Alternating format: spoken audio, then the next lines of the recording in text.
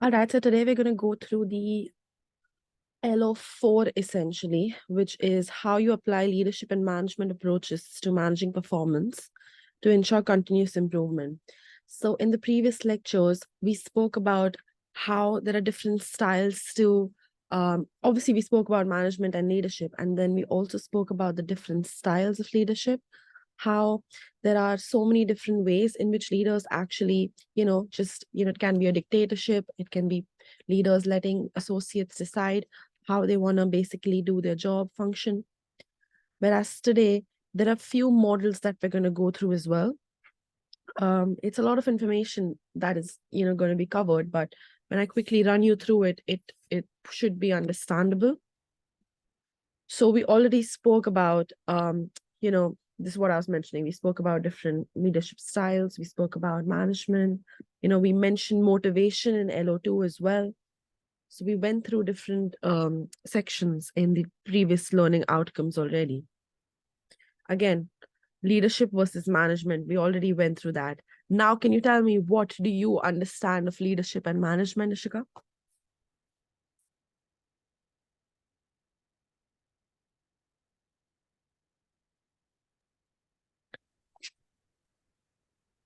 Leadership is basically I'm putting you. what managers do. Sorry?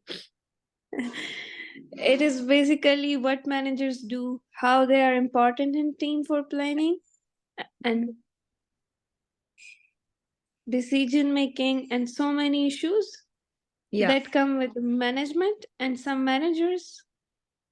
Yeah, absolutely correct. Also, how they help. So a leader basically wants people to follow him or her. So Yeah. how they influence the others in the group as well. So yeah, absolutely correct. All right. And now just quickly, we're going to mention, go through a lot in today's lecture, but we're going to, again, just if I give you a background, we went through leadership and management approaches. We spoke about how, you know, different advantages to a specific leadership style and different disadvantages to it as well.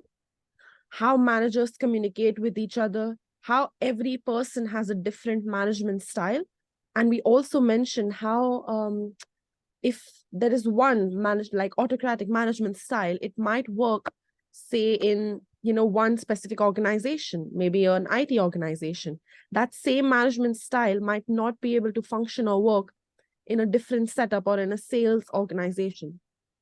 So sometimes what leaders or managers also do, they modify the different approaches or different essentially models. They take bits and pieces of it to make it work for their organization. So they might have a different way in which they coach or monitor their associates. They might have, a new, like I mentioned, during lockdown, managers were coming up with, innovative ways in which how they can deal with people not basically being detached from the business, or basically if associates have a conflict, how they were dealing with that. It was a new approach they were taking because obviously it was a new situation they were put in. So based on the situation, they have to take proactive approaches as well. And then we're going to talk about performance management over here. So can you tell me what is your understanding of performance management?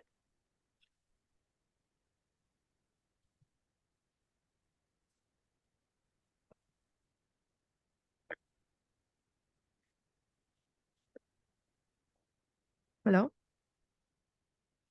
Yeah, hello. Can you tell me your understanding of performance management? It is a continuous cycle of planning, tracking, analyzing performance, and making adjustments. Yeah, absolutely. So it's basically how your managers or, the higher level people in the organization, for example, if there's a new associate who's joined the company, how will we track their performance or how will we manage their performance? Basically, we're going to push them to do their tasks, show them that, this is what is expected out of them. If they're doing the task, we will see how successfully they're doing them. So we might check their success rates.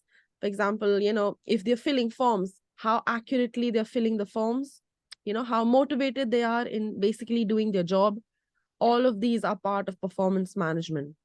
And also, it depends on various factors, because you can manage associates performance through maybe, if someone is not that motivated to do better, you might give them incentives or give them more benefits which might push them to perform better. So that's how you manage your performance as well. And there can be financial and non-financial incentives that you give to your associates. So obviously financial incentive would be giving them a raise or something. Non-financial incentive maybe would be, give them more benefits, give them some healthcare benefits. Maybe someone had a child recently, so give them childcare benefits and, extra child support, something like that. That would be a non-financial benefit as well. That would push them into performing better. Then again, leadership and management.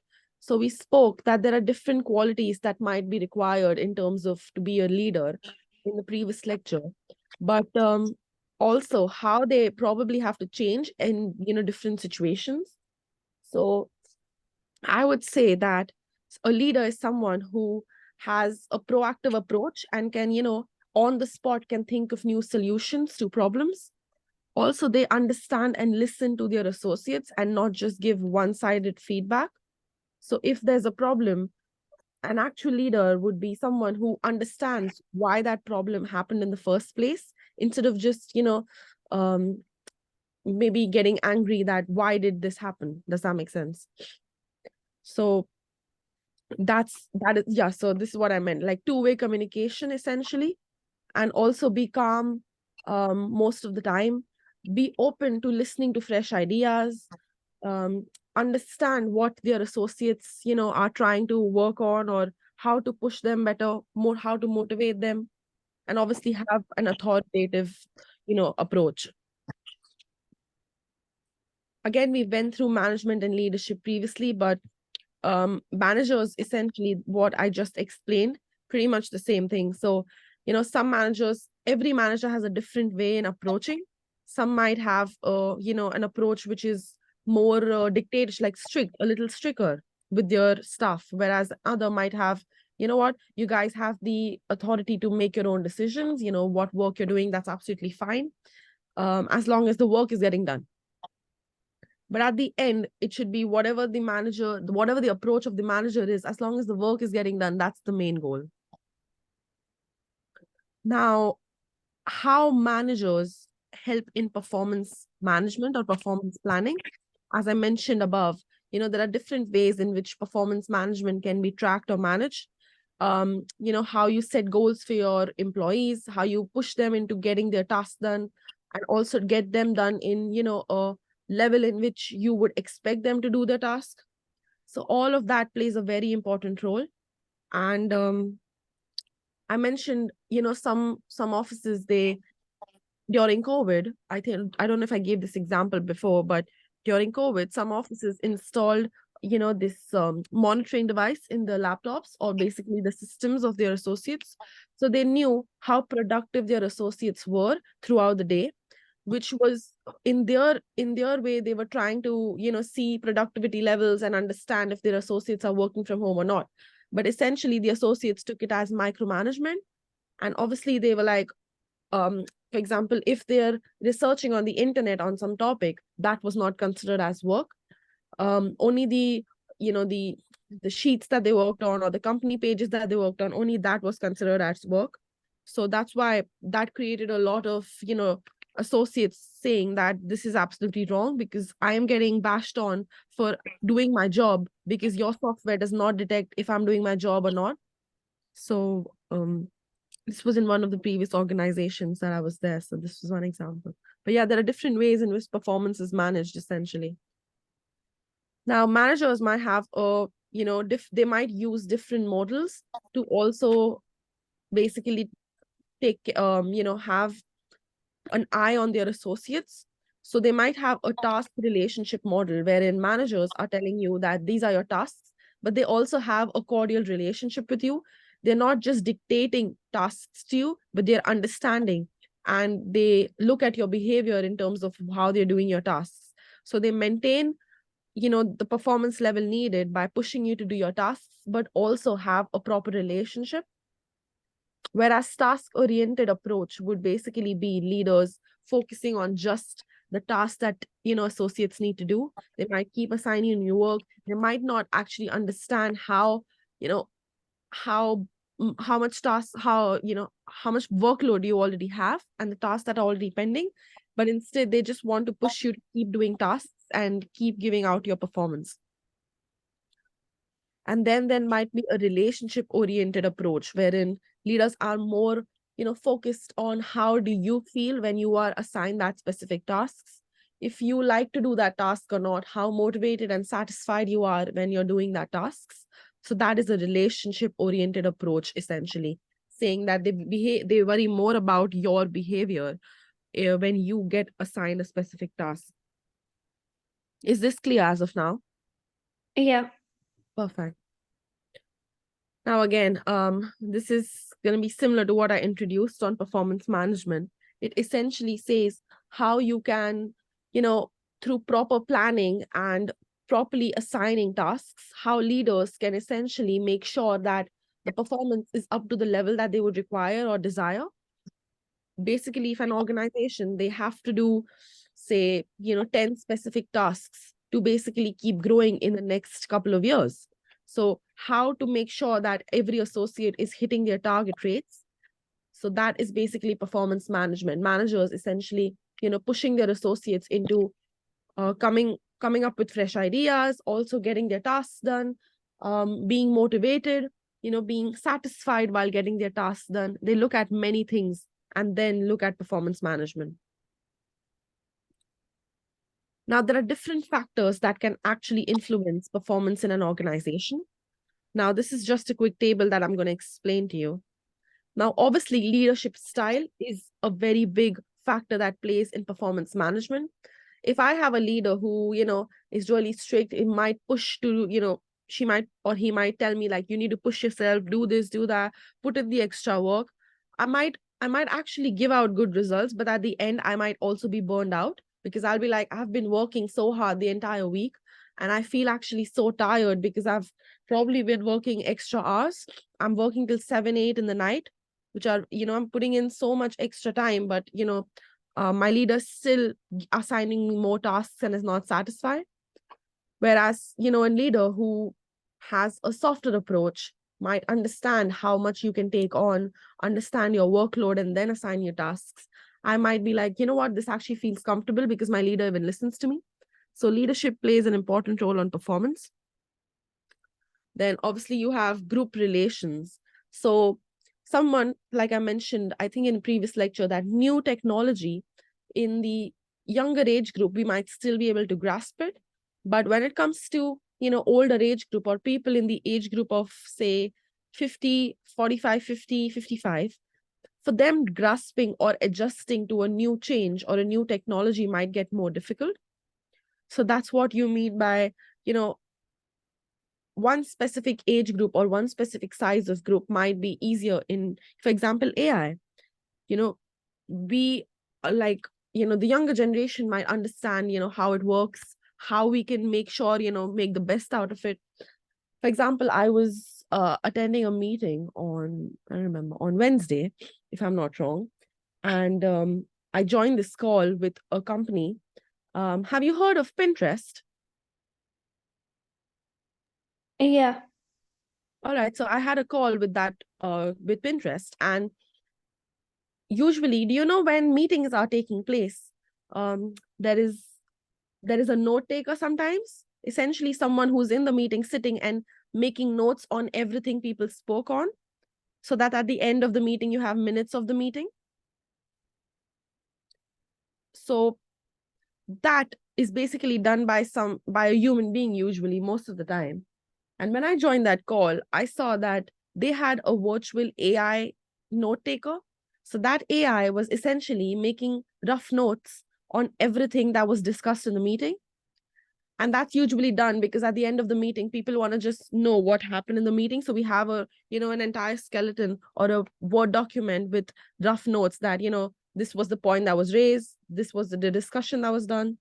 So as someone who, I fall in the age group of 20 to 30, I was like, you know what, this is actually so impressive.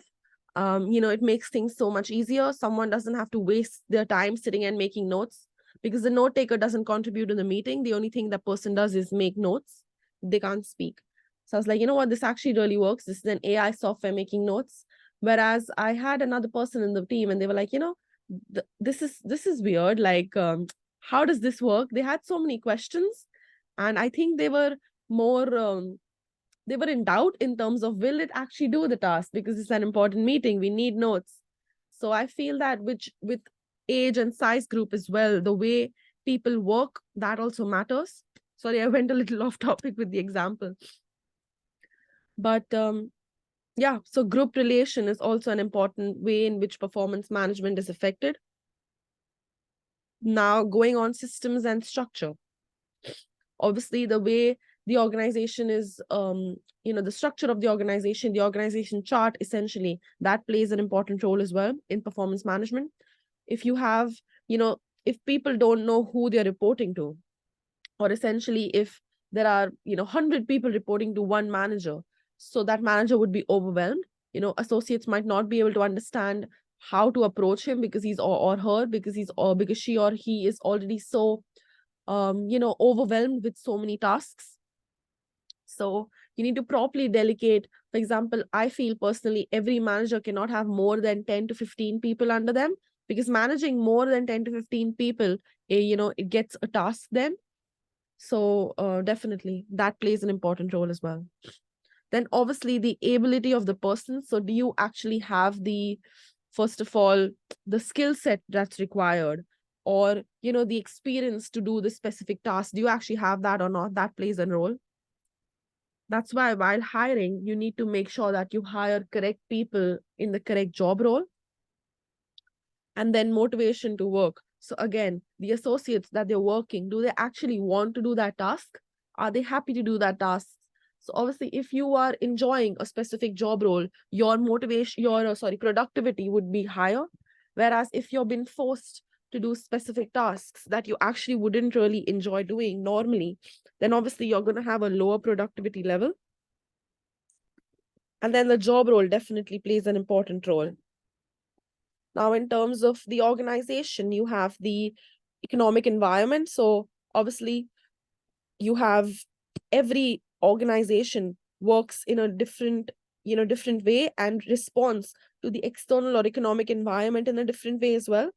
So for example, last year, the economy did not do so well. So there were so many organizations that were letting go of people, or were basically, firing people to save costs.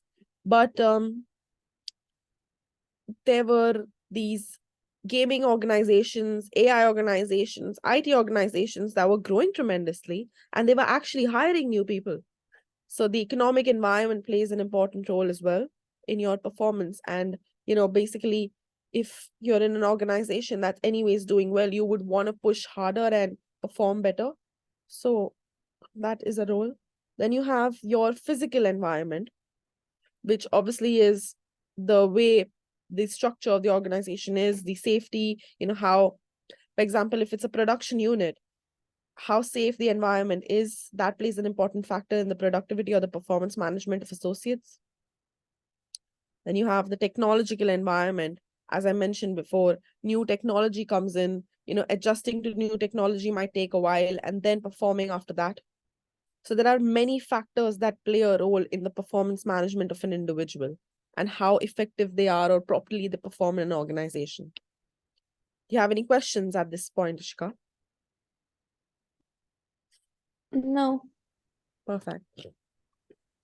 So obviously performance management, we spoke what it is, how the process is. It's essentially just properly, effectively managing your associates with the needs of the organization. So pushing them to do their tasks better, and just making sure that you get the best out of them. So if an associate is basically doing 10 tasks every week, how you can push them to do more, how you can push them to maybe do 11 or 12 tasks every week. So that's essentially performance management, not just giving them their tasks, but also making sure they do it at a proper, proper standard, and also push them to do better or more. Again, pretty much similar. So I'm just going to skim through this. All right. We're going to talk about this little model essentially, which is the Armstrong's model. So in this model, what happens is, firstly, you see the outer circle first. You have a plan in place. You know the actions or the ways in which you can fulfill that plan by basically delegating tasks to your associates, making sure they do them tasks. Then after that, you have to keep a monitor or a check on them. For example, if it's a production unit, everyone is doing a specific task. For example, if you're producing, I don't know, give me a simple example, a soap bar, all right? If that's a production unit, which is manufacturing a soap bar. So you have a plan in place, what you want to manufacture. Now you're going to delegate specific people into specific roles. So someone might be in charge of removing the soap bars from the mold once they come out of the machine. Someone might be in charge of wrapping the soap bars. Someone might be in charge of boxing them. So you have put people in place, or basically the actions are in place. Then you need to basically make sure that you're monitoring them. So how do you monitor it? You might have random checks, quality checks, in terms of you open one box and want to check if the quality is up to the mark or the standard that's required or not. And then obviously you give them feedback and review in terms of if they're doing a good job, give them those brownie points and the extra praise that, yes, you did well, or, maybe some extra compensation as well. So that's how the outside circle is. And then if you're looking at the inside one, which is focusing just on performance management, essentially, you basically have an agreement with your associates in terms of, this associate is going to be in this position and wrap the soap bars. So you have an agreement in terms of what tasks they're going to do and how much they're going to perform. So you might speak to them and be like, I'm going to wrap 100 soap bars a day. That's an agreement that you made. Sorry, just give me a second. I'm having a little water.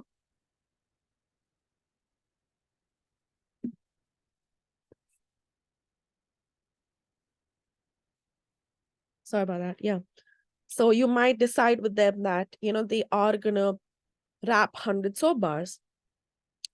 And then once they're good at doing this, or they're getting better at their tasks, how do you develop them? Or basically, how do you push them to be like, you know what? Maybe now you can also push yourself to wrap 110 soap bars. Or maybe now, instead of wrapping soap bars, why don't you get allocated into removing them from the mold, so that, one person might know many tasks as well. So that's how you develop them, and, you push them into performing better. And you look at their performance and judge them in terms of if they can take on more tasks or not. And then obviously you have a performance review. Usually associates have a yearly review, 6-monthly review, wherein you've been told how well or not well you're doing your job, how you can do it better, or, if you're already doing it better, then how you can be consistent. So this is a quick model essentially that explains that. Is this clear as of now? Yes. Perfect. We have different environmental analysis as well. We have spoken about this, the political, economical, social, technological. There are different environmental, external factors that play a role in performance management as well. Now, this again is taken from Armstrong itself. We spoke about that previous model there, and that was a performance cycle. And for example, in that, you have so sorry, I'm going to take you back. So you have this performance agreement. So how do you do that? You essentially have the role decided from beforehand, that, for example, if you're hiring someone who is going to take on an assistant manager task at a specific, a shop, for example. So that role is already defined. You know the task that they need to do. You know how they need to fulfill this specific job role. So that is, for example, when you apply for a job, you already know what all things you might have to do in that job, right? But when you go inside the job and actually do it, you performing would be different to you reading about your tasks. So obviously you have the roles defined, but then you also have to look at how they're going to perform, or how they're going to make sure that if this is a requirement of the job, how you're going to do it. Like, for example, if I have been given this job of delivering lectures, all right, I might just, there might be two approaches. I might just quickly get done with the lecture. I might be like, you know what, I'm just going to read through the slides, not go the extra mile. Or I might give, fresh new examples, just try to relate that specific lecture that I'm giving, or that specific topic that I'm working on, to real life scenarios. So there might be different ways in every person who's doing the task as well. But you are going to obviously make the role, essentially what the tasks are, that is obviously defined before. So the role is obviously defined. And then you come on to an agreement in terms of how they're going to perform and develop, what the action plans are, and definitely monitoring and feedback is obviously required. So you might, get a review, a final year review, and you might, after that, if you're performing well, you might get a non-financial reward or essentially a financial reward. So it depends. So this again is very similar to what I explained in the performance cycle up here. But this is just, again, from Armstrong itself, but just going in depth in terms of looking at various, ways or those flow of things that you're going to look at. These points essentially explain the same thing. So how you need to basically look at setting goals. You need to have realistic expectations. You can't expect them to, like the soap bar example, I can't expect one person to wrap maybe 2,000 soap bars a day. Need to have very realistic expectations. And realistic meaning I shouldn't have lower expectations, but should have, a way in which, for example, if I feel that 100 is a good number, I might push them to be like, you know what, if you do 100 to 120, I feel like you did a good job. So that might push them to do, 110, 108, more like that. Then, yeah, basically how you make sure that when you're assigning tasks, you're also looking at realistic approach. You understand what their tasks are, how can they, how the associates can commit themselves to all of the goals. And, there might be changes, but, you might have performance reviews yearly, 6 monthly. So you might look at those changes as well and how they can tackle that. So, and obviously they do like a proper check and they look at the entire plan again and again. Do you have any questions at this point as of now? No. Okay, perfect. Just stop me if you feel like, if anything is getting too confusing, please. Okay. Perfect. All right, we spoke about performance management. Now we're going to speak about strategic performance management. So what does strategic performance management look at? It's very similar to performance management itself. The only thing is it looks at the strategic goals and the plans of the business as well. So how we spoke about strategic human resource management. Do you remember we spoke about HR planning and how it aligns itself to the business's goals? The exact way performance management is also getting linked to the strategic goals of the business. So what they do is they look at, for example, if the business is wanting growth by 10% in the next 5 years, all right, your strategy as HR planning would be, to push their associates into getting their tasks done. But how are managers going to make sure that they strategically manage performance as well? Would be that they might look at the business strategy and push their associates into, following those goals, remind them why they're doing these specific tasks. For example, if your associates are working day and night on a specific, project, you might have to remind them, give them incentives, make sure that they understand the end goal or what the strategy is, so that everyone in the team has a good understanding of what is expected out of them and what all, they need to do or accomplish essentially to make sure that they are in alignment with the strategy of the business. So they need to, so you can't just always make sure that, all right, you're assigning this task to someone, they're going to do it. I personally believe that if you make your associates understand why are we doing this specific job, or why are we doing this specific task, if you give them a background on it, it makes it easier for them to basically push themselves to do better. So that's how strategic performance management is managed as well. And obviously this form of management would require, you monitoring associates, giving them proper feedback, having reviews, recognizing them for their work. But yeah, it's similar to performance management. The only difference is you're explaining them the strategic goals of the business as well, and then pushing them to do better. All right. We're gonna now go through McKinsey's 7 framework. So just give me a second. I'm just gonna pause for a second again to drink some water.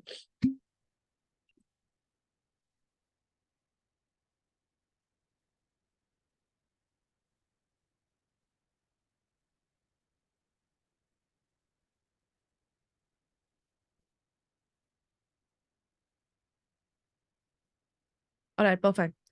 So I'm gonna take you through McKinsey's seven S's framework. So as you can see, there are different S's that he uses. What he explains in this framework is essentially that obviously they're talking about the companies or the organization's design. That is what they're stressing at, and how leaders can, make different changes in the organization, or that can essentially include these 7 different structures. And then you're going to also look at the company's design at the end. So basically it explains how effective or how good in terms of, an organization can be, basically when they interact with these 7 specific elements in an organization structure, essentially. And they have different, these different 7 structures are like checklists. So when you're looking at a big organization, for example, a fintech organization, you're firstly looking at what the strategy is of that organization. Okay. Actually, you know what? Let me look at a very simple example. Let me look at a bakery. Okay. You're going to look at what the structure of the bakery is. For example, who is baking the cakes or the cookies or the goods, essentially. Then you're looking at what their strategy is in terms of how many cakes they want to sell every day, what they do if there's a cake that's, not sold today, like, what their strategy is in terms of waste, everything. Look at the skills of the staff. So, there might be, a new attraction that we have, that, we have staff that can make these, I want to give you a good example. Have you seen these cakes which are hanging upside down? These hanging cakes. They just have one little wire that hangs them from the top. So that might be a new skill that our staff already has, that they can make those cakes. And that is like a USP for us because we are the only bakery who sells that. Then you obviously look at your staff in terms of how, if they're doing a good job, if there can be changes to the staff structure. You look at the style of the organization. So the way the leadership style is, the way the organization style is, different systems you use. So you might, as a bakery, you might be listed on Uber Eats, on different, online apps to take orders. You might have an Instagram page to take orders. There might be different systems in which you work. And those all also worry about the shared values. So in terms of how their associates want to push themselves into performing better. So basically, when you're using or implementing McKinsey's 7Ss framework, you're looking at these 7 different structures, essentially, but also you can take them as 7 different steps. So you're looking at, like I explained, all of these 7 different steps, but you're also looking at reviewing the organization design again, if it's required, as a structure. You're looking at, if you feel that, the current structure is not going to work, the bakery might, not get the enough profits that it's looking at getting. So you might look at making changes to organization design. Then you also need to look at having a proper organizational blueprint in terms of, after doing a lot of research, you set your goals, objectives, and you set your action plans, essentially strategy. Then you also determine the necessary skills that are required. So, these are the specific skills that are required. So basically now what I'm explaining you is how you're going to implement McKinsey 7 framework in an organization. Previously, I explained it to relating to a bakery. Are you with me right now? Or have I confused you? Yeah. No problem. All right. So then you look at, if you're starting a new organization, for example, you're looking at the necessary skills that are required, that, this is the minimum requirement that, would be required to essentially get people to accomplish the organization goals. Then you're looking at having a proper action plan for your staff. You're looking at, the styles and the system and reviewing them regularly, making reviews, 6-monthly or yearly reviews. And there might be different advantages and disadvantages that come up with, this framework. But essentially, the end goal is to, help the organization look at the values, the system structure of the organization again, and just how you can adapt new ways or, change the structure or change the stuff in terms of making changes to the end goal of your organization. Now, this is just explaining some critical success factors. So CSFs, basically, that might be important into performance management. So we've gone through all of these. I'm just going to quickly run through this again. You've been through basically creating a strategy or having a vision or mission for the organization. You have obviously determined what the important factors are, or basically how can a business be successful by tackling, specific factors that come into place. You have looked at prioritizing your tasks. So if you feel that you have 10 tasks on the plate, you might have to prioritize which is the most important one and how you approach and do it. So as a business, how you prioritize your goals into achieving, success. You develop different action plans, look at improving, in terms of how your delivery can be improved. For example, taking the cake before the bakery, before you're making, a butterscotch flavored cake, for example, how you can look at improving the quality of your goods, giving your customers more satisfaction, make, new or come up with new different flavors so that your customers are attracted to trying new products. And then obviously you communicate and acknowledge each other in terms of if you're doing a good job. You give them that, that pat on the back that's required, that yes, you are. Give them some benefits or incentives to essentially push them to do better.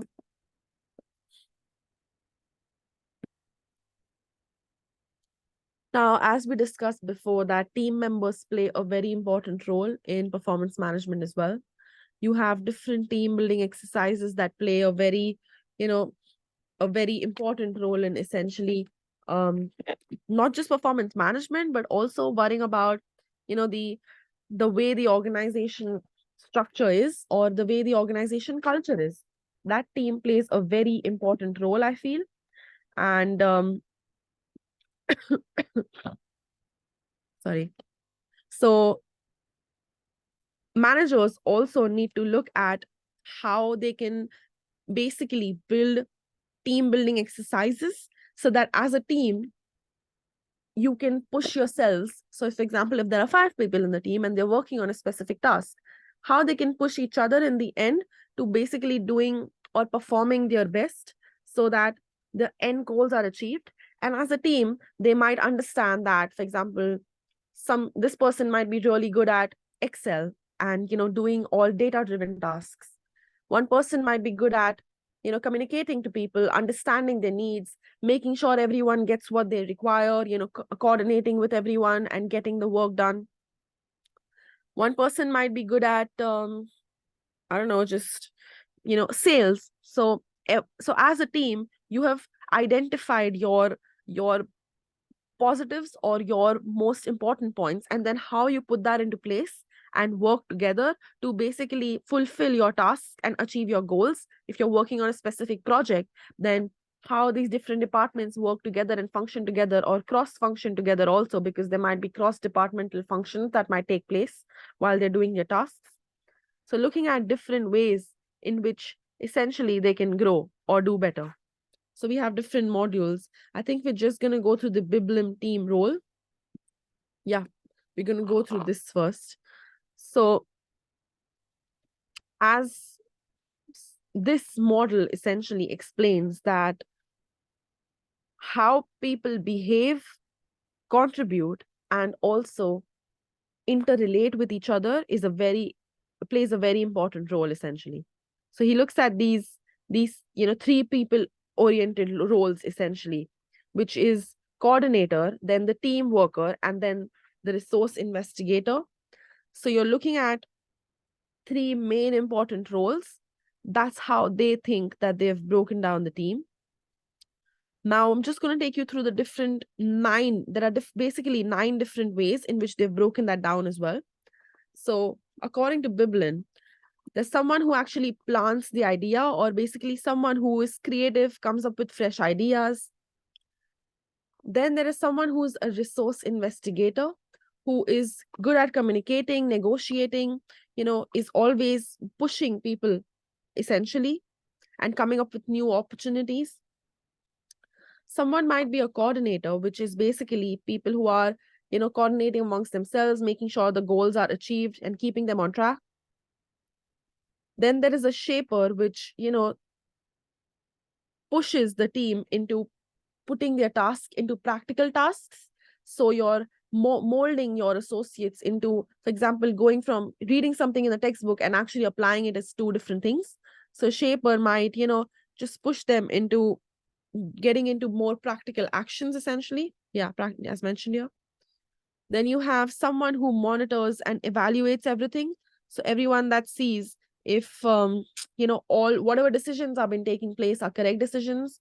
You are monitoring your team. You're making sure that everyone is doing their tasks thoughtfully and not just randomly making tasks up. After that, you have someone who is the implementer. Sorry, I should have changed. Yeah, you have someone who is the okay, I forgot teamwork in the middle. So you have team worker, someone who is obviously doing your tasks, listening to your suggestions, making sure that he's getting the support needed, and then completing their tasks.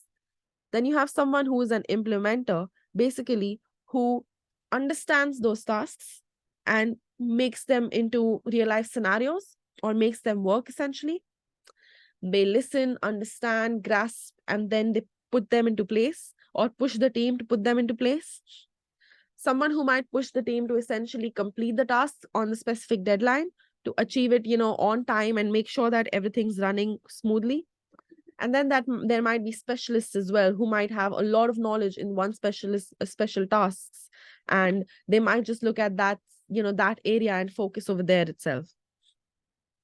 Obviously, this table also talks about the weaknesses of these type of people in a team. So this model essentially explains that every team might be broken down into 9 different people, or 9 different type of associates, or 9 different characteristics of associates essentially. I explain the different characteristics with there are also different weaknesses to it. So we can quickly run through them as well, but I want to focus more on what the characteristics are of the people, because it doesn't focus on just the weaknesses. But yeah, you have the table that we can see that as well. Is this BIBLIN team role clear to you?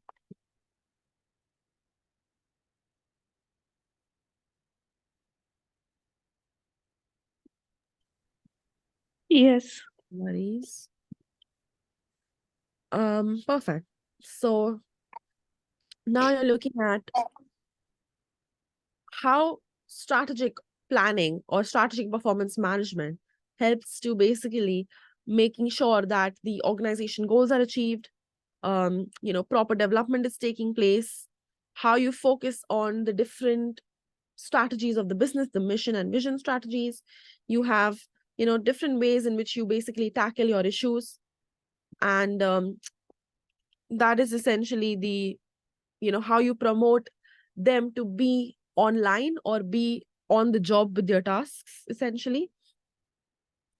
Now you have the grow model, essentially meaning that you're looking at, all right, I'm looking at these 4 boxes and I'll explain you. So in the grow model, you're looking at how the organization is doing and how well they're doing. For that, firstly, you decide on your goals. So you're looking at agreeing or coming up with, what you're going to work on.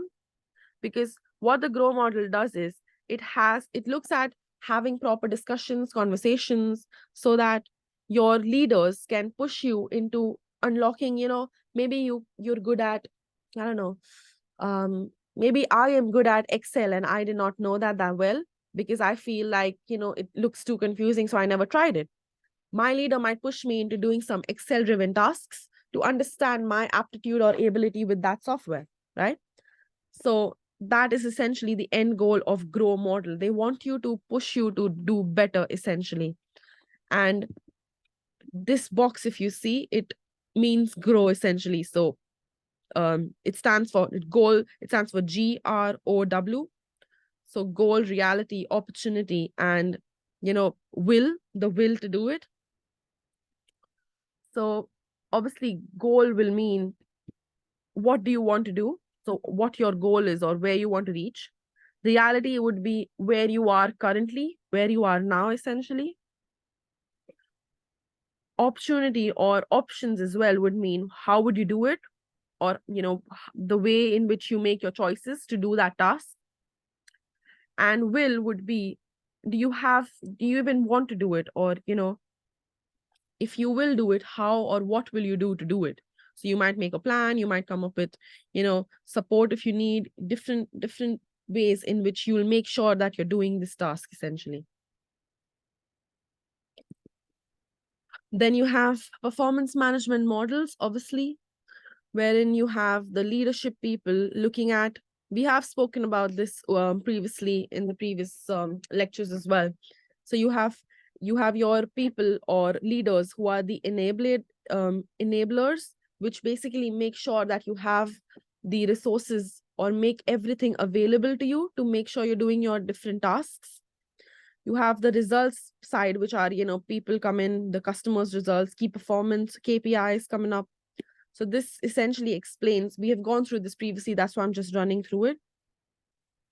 And it looks at how quality can be managed and, basically how performance can be supported or managed effectively. Then you're looking at balanced scorecard as well. So balanced scorecard approach essentially is, I would say, the most organizations take this approach. It's a very known approach, I would say. So what happens in this is that it is a strategy performance management tool. It basically helps to get a report in terms of how they keep track of different staff activities, and also how they monitor what consequences arise from these staff activities. So for example, if you're just looking at this little quick, table, you have people, you have a vision and mission strategy, you have people, you're looking at your customer, your financial growth, your internal processes, and then obviously the learning and growth that you're getting as well. So you're looking at many things. Essentially, that's a balanced scorecard, that you're looking at what your actions are versus what the consequences of your actions are. So you're balancing them out. Do you have any questions for me at this point, Ishika? No. No worries at all. Perfect. Again, this table is just going through how performance can be managed. We've explained this a couple of times. You can manage performance through individual performance management, wherein an individual looks at its performance goals, how they can, individually train themselves, what they can do, and how they can be pushed by performance appraisal, or basically given, benefits or certain motivating factors to do better. Whereas as a team, how you're looking at the entire departmental's objectives and goals, how you planning the entire department's actions in terms of what all decisions they're taking, how they can tackle your, different problems. And then at the end, you're looking at the organization's management problem. So how organization as a whole can improve. So these are 3 ways in which, again, performance can be managed well. Some just slides. Again, this is the GROW model. I already went through this model. It stands for GROW, obviously. And we went through this in that previous slide. Sorry, these slides are a little repetitive. I would have edited these slides out, but it's not allowing me to do this. I have lost my Office 365 subscription on my MacBook. That's why, which happened today morning. Okay. But yeah, I would have taken these few extra repetitive slides out essentially. All right, I'll explain you what team building. We already went through this as well. How as a team, this is Bruce's model. What he explains is that there are different ways in which you can make sure that as a team, your team building, you might have a team building exercise. You might want to see how as a whole you guys function together. So you might look at a different set of people while forming the team as well.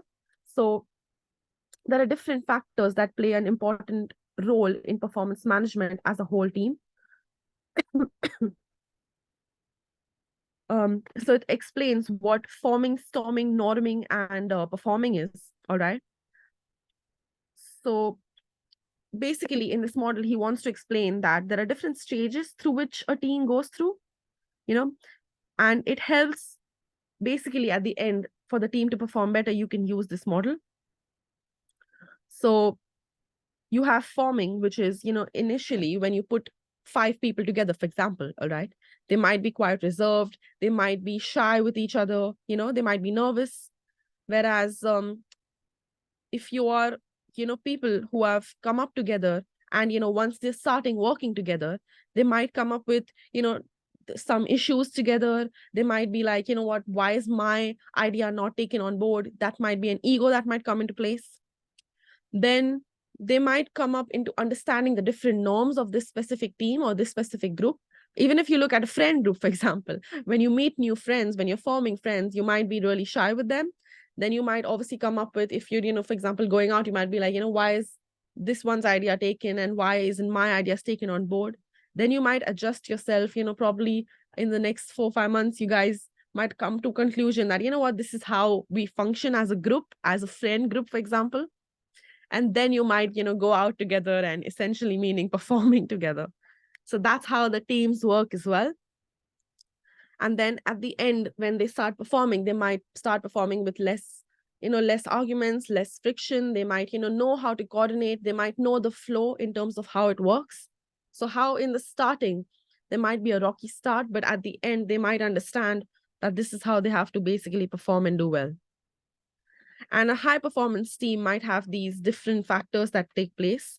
They understand that the roles are balanced. They have clear goals and objectives. They are not worried or, shy away from confronting each other. They are open to new ideas. They support each other, trust each other. So there are different factors that take place, like, good communication. That's how you make sure that you have a high performance team or a team that gives good output, essentially. Do you have any questions as of now? Because this is the end of the lecture, essentially. No. You sure? Yeah. Perfect. So this is not required for this LO right now because it talks about the ethical dilemmas in business practice, and we are focusing on leadership and management. So I was supposed to take these 2 slides out as well. But Okay. yeah, that's literally it. Are you clear with everything we went through in this learning outcome 4 now? Yes. Perfect. So tomorrow I'm going to explain you the assignments as well. And I'll see you tomorrow then. Okay. Thank you for your time. Take care. Have a great day. Bye. Bye.